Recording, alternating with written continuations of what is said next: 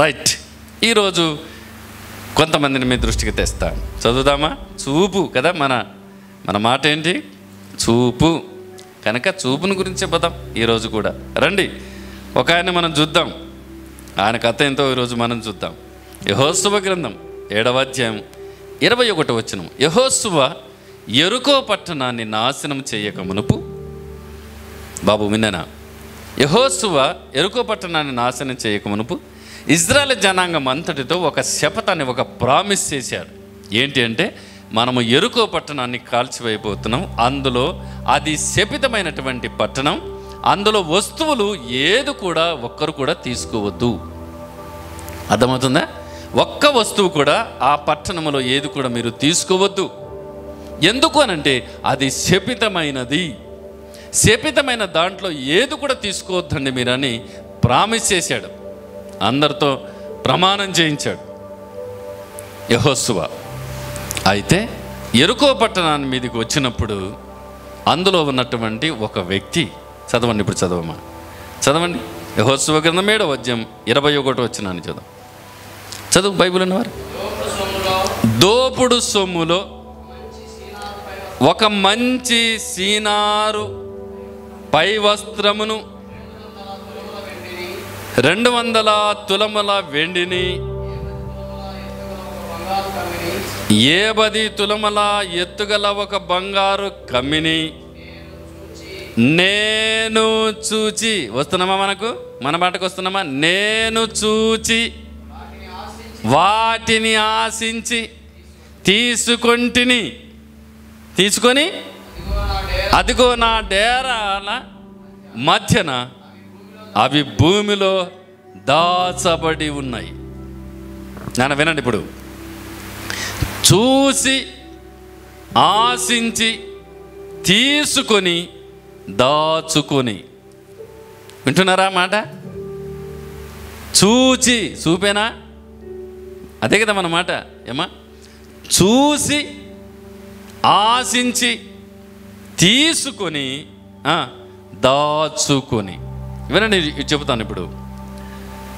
చూశాడు, బట్టల్ని చూసినాడు, వెండిని చూసినాడు, బంగారాన్ని చూసినాడు. మనకి ఇంక అవే కదా కావాల్సింది ఇప్పుడు. ఏమా?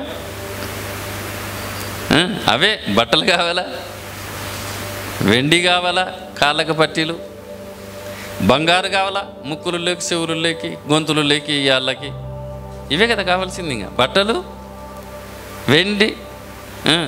ఎంగేజ్మెంట్లోన వెండి ఉంగరాలే కదా ఎక్కువ శాతం, రింగులు మార్చేది వెండివే ఎక్కువ శాతం.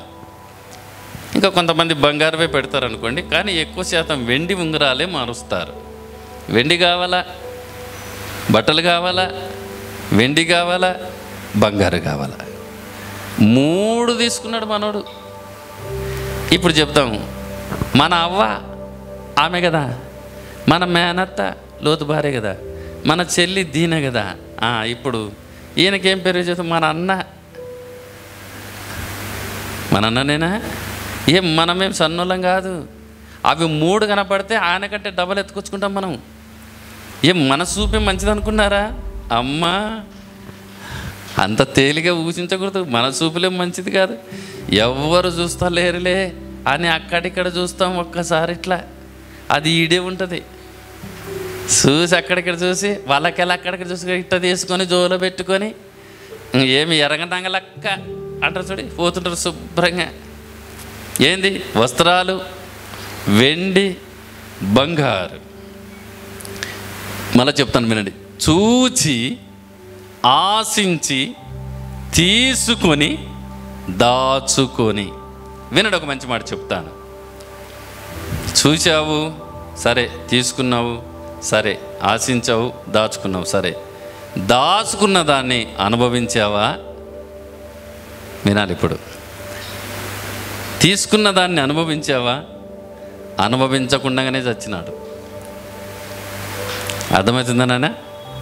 అనుభవించకుని ఏం చేసినారు వాళ్ళందరూ? సమాజము మధ్యన నిలబెట్టి ఇశ్రాయేలులందరూ కూడా రాళ్లతో కొట్టి చంపేశారు. చూతారన్నమాట. ఎక్కడుంది అది? యెహోషువ గ్రంథం 7వ అధ్యాయం ఎన్నో వచనమమ్మా? 25 చదువుదాం.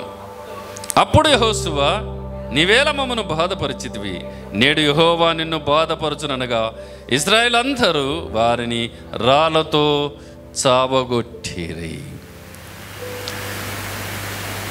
చూపేనా? ఎక్కడమ్మా మన చూపు? బట్టల వైపు. ఒకసారి మా కుమారుడు ఎబినేజరు ఒక 7 సంవత్సరాల వయసు అనుకుంటాను. నాకు డోను పట్టణంలో ఒక 2 బట్టల షాపులు ఉన్నాయి. అంటే బట్టల షాపులు అంటే నావనుకునేరు, నేను తీసుకునే షాపులు. అంటే నాకు డబ్బులు లేని సమయంలో నేను ఫోన్ చేస్తా, ఇక మా పిల్లలు వస్తున్నారు ఇచ్చేసి అంటే ఓకే సార్ అని. నాకున్నప్పుడు వాళ్ళు ఎప్పుడు బలవంతం చేయరు, నాకున్నప్పుడు అట్లా పోయినప్పుడు వాళ్ళకి ఇచ్చేసి వస్తుంది. అలాగే 2 కటింగ్ చేసే వ్యక్తులు కూడా ఉంటారు. అలాగే 2 టైలర్లు కూడా ఉన్నారు. నాకు 94 సంవత్సరం ఉంటాయి. నా బట్టలు కుట్టేవాళ్ళు, నా కటింగ్ చేసేవాళ్ళు. ఏమండి ఆ షాపులు అలా కొన్ని ఏమండి అంటే వాళ్ళు ఆ షాపు వెళ్ళినప్పుడు నేను ఎక్కువ పరిశీలన చేయను బట్టల్ని. సార్ ఇది బాగుంది తీసుకో బాబుకు అంటారు, సరే ప్యాక్ చేసేయి అని చెప్పిన వచ్చినాము, తీసుకున్నాం. వచ్చిన తర్వాత బాబు ఎబినేజరు ఆ డ్రెస్ వేసుకుంటే మొత్తం పిలకలే ఉన్నాయి. ముందర పిలకలు అన్నీ యాలబడినటివన్నీ పిలకలంటే తెలుసు కదా, లోడ లెక్కన్ని. వెనక ఈ జోగికి 2 ఉన్నాయి, వెనక ఈ జోగి 2 ఉన్నాయి, 2 ఉన్నాయి, మాకాలకి మొత్తం పిలకలే. ఎంత పని అయిందిరా, చూసింటే బాగుండు, చూడకుండా తెచ్చుకున్నాను. మా ఎబినేజర్ కోటే మాట చెప్పారు, రే తొందరగా చింపేసేది, తొందరగా చింపేసేయండి. పట్టుకొని చింపేసేది కాదు, తొడిగి చించేసేయి, డబ్బులు పెట్టినాం కదా. అట్ట పిలకలు. ఇప్పుడు డ్రెస్సులు కూడా ఎట్టొచ్చినాయి తెలిసిన, మా కాళ్ళ కడ పోయి ఉంటుంది, చించేసిండ్రు, ముందే చించేసిండ్రాడా. మా కళ్ళ కడ ఏమనంటే ఇది ఫ్యాషన్ అంటారు. ఆడపిల్లలు కూడా ఈడ బక్కలు పడి ఉంటాయి, ఈడ భుజాల కాడ బక్కలు పడి ఉంటాయి. చూడండి, ఆడపిల్లలు కూడా భుజాల కాడ బక్కలు పడి ఉంటాయి, ఈడ కూడా బక్కలు పడి ఉంటాయి. ఈడ చూడండి ఒకసారి మా చేతుల కాడ డ్రెస్సులు. నేను చెప్పాను కదా, నాకు 2 టైలర్లు ఉన్నారు. ఇప్పటికీ అంటారు, సార్ నువ్వేం డ్రెస్ మార్చావా అంటే, టిచ్చింగ్ మార్చావా అంటారు. ఎందుకు మార్చాలా? ఏం సార్ పాస్టర్లు రకరకాలుగా కుట్టించుకుంటారు, నువ్వెందుకంటే వాళ్ళతో నాకెందుకయ్యా, నాది నా టిచ్చింగ్ నాదే, నాకు ఇది బాగుంది, ఇది చాలు నాకు అని చెప్తా. అలాగే మంగళ షాపులు కూడా అంటాడు, సార్ ఒక్కసారి కలర్ వేస్తాలే అంటాడు. ఏంటికి కలరు? పాస్టర్లు కూడా వేసుకుంటున్నారు కదా, వాళ్ళు ఏదో వేసుకుంటున్నారు అయ్యా, నాకెందుకు వచ్చింది? అసలు వాస్తవంగా కలర్ వేసుకునేది యవనస్తులా ముసలులా చెప్పాలి. ఇప్పుడు కలర్ వేసుకునేది ముసలులా యవనస్తులా? యవనస్తులు వేసుకుంటున్నారంటే ఓహోలే ఒక పెళ్లి కాకముందు తెల్లగైనంటే పిల్లలు ఏమో అని నల్లగా చేసుకుని పోతారేమో అనుకుంటే, ఇప్పుడు వాళ్ళకు సోకులు తక్కువైనాయి, ఇప్పుడు ముసలులకు సోకులు ఎక్కువైనాయి. 3 రకాల కలర్లు ఉన్నాయి దీనికి వేసుకోవడానికి. ఒకటి మెరిన్ రెడ్డి నిక నిక నిక నిక నిక నిక అంటుంటుంది, ఒకటేమో మొత్తం నల్లగా, ఇంకోటి 3 రకాలుగా ఉన్నాయి, ఎరుపు కదా, 3 రకాల రంగులు వేస్తారు. ఒక్కసారి వేస్తారంటే ఎందుకు వచ్చింది భయ? బైబిల్లో ఒక మంచి మాట ఉంది, నెరసిన వెంట్రుకలు సొగసైన కిరీటం ఉంది. దేవుడు నాకు ఈ కిరీటాన్ని పెడుతుంటే నువ్వేంది నల్లగా పెడతానంటావు అంటే, ఎంతోమంది పాస్టర్లు వాళ్ళతో నాకెందుకయ్యా అంటూ నేనన్నా, నాకు లేని బాధ నీకెందుకు, ఒక కటింగ్ చేయంటే మర్చనంగా చేస్తారు. నాకు లేని బాధ నీకెందుకు? ఏమండి వస్త్రాలు జాగ్రత్త వినండి. నేను ఒక మంచి మాట చెప్పిన, బైబిల్ గ్రంథంలో సమూయేలు అని ఒక వ్యక్తి ఉన్నాడు. అతని డ్రెస్ కూడా కోట్ చేశాడు. చదువుదామన్నమాట, రండి. సమూయేలు 1వ గ్రంథం. అతడు డ్రెస్ కూడా కోట్ చేశాడండి. ఎంత చక్కగా ఆత్మదేవుడు రాయించాడు అంటే 2వ అధ్యాయం 18వ వచనాన్ని చదువుదాం. బాలుడైన సమూయేలు నారాతో నెయ్యబడిన ఏ పోదును ధరించుకుని యెహోవాకు పరిచర్య చేయుచున్నాడు. చూశారండి, ఏ పోదు అని అంటే యాజకులు ధరించేటువంటి వస్త్రం. అప్పటి కాలంలో యాజకులు ధరించే వస్త్రం అంటే సమూయేలు యాజకులు వస్త్రాలను ధరించుకుంటున్నాడు. యవనస్తులు ధరించలేదని కనుక వస్త్రాల గురించి కూడా మనం ఆలోచన చేస్తే లోకంలో వేసుకున్నట్లుగా మనం వేయొద్దండి. తమ్ముడు బాబు వింటున్నారా? ఎందుకంటే మనము ప్రత్యేకమైన బిడ్డలం. లోకస్తులు వేసుకున్నట్లుగా మనము వేసుకోకూడదు, లోకస్తులు పెట్టుకున్నట్లుగా మనం పెట్టుకోకూడదు, లోకస్తులు చేసినట్లుగా మనం చేయకూడదు. అది మన మాటలో కావచ్చు, మన డ్రెస్సులో కావచ్చు, లేకుంటే మన సొమ్ములలో కావచ్చు. అది కూడా స్త్రీలకు చెప్తున్నామా, స్త్రీలకు మీ సొమ్ములలో కావచ్చు, దేంటైనా సరే వాళ్ళు వేసుకున్నారు కదా అని నువ్వు వేసుకోవడానికి ప్రయత్నం చేయదు. వాళ్ళు పెట్టుకున్నారు కదా అని నువ్వు పెట్టుకోవడానికి ప్రయత్నం చేయదు. నీది నీదే, నీ లైన్ నీదే. అర్థమవుతుందా? నీ లైన్ లేని, అది డ్రెస్ కావచ్చు, సొమ్ము కావచ్చు, ఏదైనా కావచ్చు, కానీ నీది నీదే. నారాతో నేయబడిన ఏపోదును ధరించుకుంటున్నాడు సమూయేలు. ఒక ప్రత్యేకమైన వస్త్రం. ఏమా వింటున్నారా? ఒక ప్రత్యేకమైన వస్త్రం అందరూ వేసుకున్నట్లుగా మనం వేసుకోవడానికి లేదు. బైబిల్లోన వస్త్రాల గురించి కూడా ఒకసారి యాకోబు తన కుటుంబ సభ్యులను గిర్రగేసి నిలబెట్టాడు. మామయ్య ఇంటి నుండి బయలుదేరినాడు తండ్రి ఇంటికి. మీకు అర్థం కావడానికి మాట చెప్తాను, వినండి. ఉదాహరణకు కర్నూలులో బయలుదేరినాడు అనుకుందాం. అయితే గోనగండ్ల దగ్గర, ఎమ్గనూరుకి రాకంటే ముందుగా గోనగండ్ల దగ్గర యాకోబు నిలబెట్టేశాడు కుటుంబ సభ్యులను. ఆదికాండం 35వ అధ్యాయం చదువుతుందండి, చెప్తాను. కుటుంబ సభ్యులు నిలబెట్టాడు, కంపులు నిలబెట్టి 3 మాటలు చెబుతున్నాడు. ఏమని చెబుతున్నాడంటే, ఇదో మనం లేచి బేతేలునికి వెళ్తున్నాం, అనగా మందిరానికి వెళ్తున్నాం. బేతేలు అనగా మందిరం, బేతేలు దేవుడే దేవుడు, దేవుని మందిరం. కనుక నాతో మాట్లాడిన ఒక స్థలం ఉంది, దేవుడు నాతో మాట్లాడి నన్ను దర్శించిన ఒక స్థలం ఉంది. అది చాలా భయంకరమైన స్థలం, పరలోకపు గవిని అదే, అక్కడ దేవుడు ఉన్నాడు. కాబట్టి మనం ఇప్పుడు లేచి మందిరానికి వెళ్తున్నాం, బేతేలుకి వెళ్తున్నాం. కాబట్టి మీరు ఏం చేయాలంటే 3 విషయాలు ఇక్కడ చేయాలి. ఒకటి, నంబర్ 1 ఏంటంటే మీలో ఉన్న అన్ని దేవతలను పారేసేయండి. రెండవది ఏమిటంటే మిమ్మల్ని మీరు సూచిపరచుకోండి. మూడవది అంటే మీ వస్త్రాలను కూడా మార్చండి. నిలబెట్టాడు యాకోబు తన కుటుంబ సభ్యులు. భార్యను లెక్క చేయలేదు, పిల్లల్ని లెక్క చేయలేదు, కంప్లీట్గా నిలబెట్టి గెరగేసి నిలబెట్టాడు. ఆదికాండం 35వ అధ్యాయం మొదటి 3 వచనాలు అక్కడ ఉంటుంది. 3 మాటలు చెప్పాడు. ఒకటి, మీలో ఉన్న దేవతలు కంప్లీట్గా తీసేయాలప్పుడు, ఎందుకంటే మనం మందిరానికి వెళ్తున్నాం. మీలో ఉన్న వస్త్రాలు కూడా మారాలి. మిమ్మల్ని మీరు పరిశుద్ధపరచుకోండి, ఆ తర్వాత మందిరంలోకి అడుగు పెడతారు అని నిలబెట్టాడు. వస్త్రాల విషయంలో కూడా మన జాగ్రత్త కలిగి ఉండాలి. వస్త్రాలు కావాలి. వస్త్రాలు ఆశించాడు ఎవరు? ఆకాన. వస్త్రాలు కావాలి. రెండవది ఏంటి? వెండి కదా. ఒకసారి ఎంగేజ్మెంట్ కన్నా మాట్లాడుతున్న సమయంలో ఒక ఆయన ఖచ్చితంగా ఉంగరం తేవలసిందే అని పట్టినాడు. ఎవరు? పెళ్ళి కూతురు తండ్రి పక్కన కూర్చున్నాడు. కూర్చొని ఖచ్చితంగా వెండి ఉంగరం తేవలసిందే అంటాడు.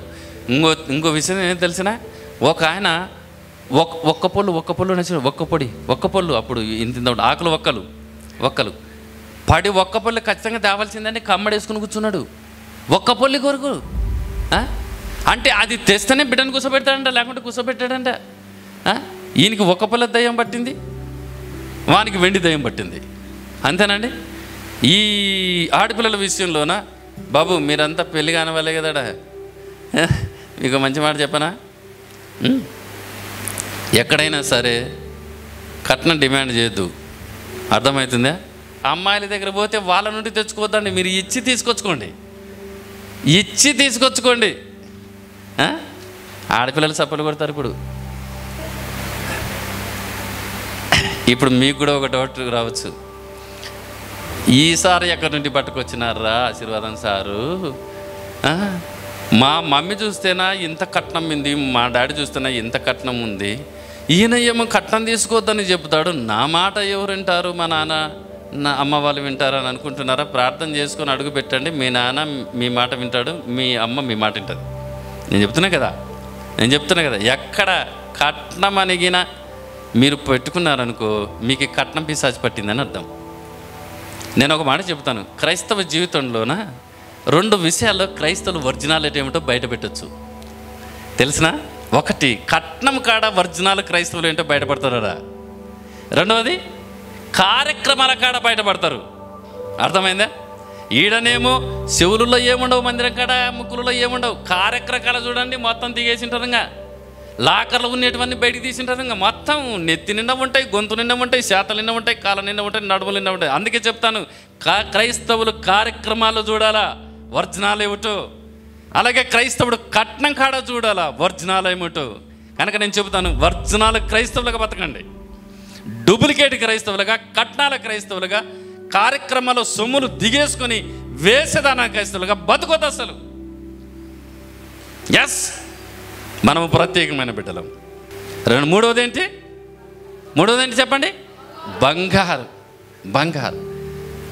బట్టలు ఆశించినాడు, వెండిని ఆశించినాడు, బంగారుని ఆశించినాడు, తీసుకున్నాడు, దాచుకున్నాడు, చచ్చాడు.